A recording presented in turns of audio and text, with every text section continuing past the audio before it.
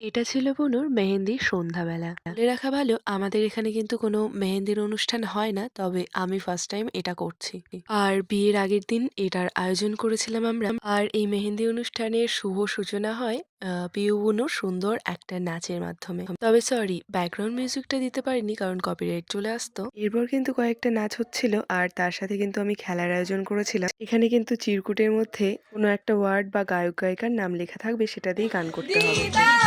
उसका होता है कैसे कहूँ मैं वो यारा ये प्यार कैसे होता है। এখানে কিন্তু আমরা মোট 4টে টিম বানিয়েছিলাম।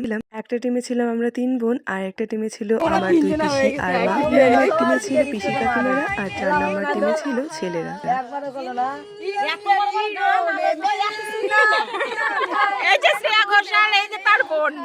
আর এখানে কিন্তু অনেক গায়ক গায়িকার নাম লেখা থাকবে চিরকুটে বা স্পেশাল কোনো ওয়ার্ড থাকবে, সেই অনুযায়ী কিন্তু আমাদের গান করতে হবে। আর এখানে কিন্তু মা পিসিদের টিমে সবচেয়ে কঠিন কঠিন গায়কের নামগুলো আসছিল, যে কারণে ওরা করতে পারছিল না, তাই আমরা ওদের হেল্প করছিলাম।